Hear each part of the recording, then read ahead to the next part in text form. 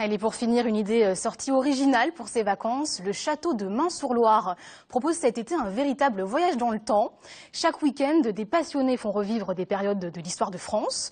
Aujourd'hui, le Moyen-Âge. Jonathan Guérin et Pierre-Dominique Lepée ont donc sorti leur armure et leur épée. Regardez. Combattez!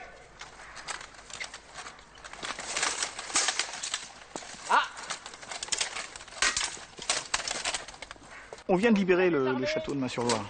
Les Anglais ont fui. Ils ont fui du côté de Patay par là. On va sûrement essayer de les rattraper un peu plus tard quand la hire viendra nous rejoindre.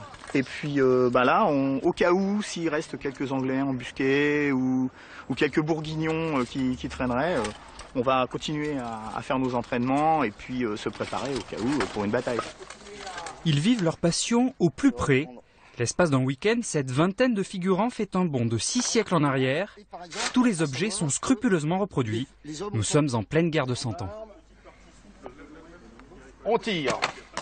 Vous avez là le bodkin anglais et le bougeon français. Ce sont les points qui étaient le plus utilisés. Chaque archer partait avec 24 flèches comme ça dans son carquois. Il était évidemment ravitaillé parce que c'était 24 flèches. En 2-3 minutes, c'était fini. En 1429, les arcs rendent bien des services, mais ils seront bientôt détrônés par la poudre à canon. Attention! Bout de feu! Voilà, on vit des choses essentielles. Le premier levé le matin, c'est celui qui va rallumer le feu. Et le deuxième, il va aller chercher de l'eau. Voilà, et on essaie de revivre un peu comme ce que ces gens pouvaient, ces soldats, quand ils partaient à la guerre. Mais ils partaient à la guerre, mais il y avait de la vie autour. Dans le civil, ils sont ingénieurs, électriciens, cheminots, étudiants, mais tous se prennent au jeu de la vie médiévale.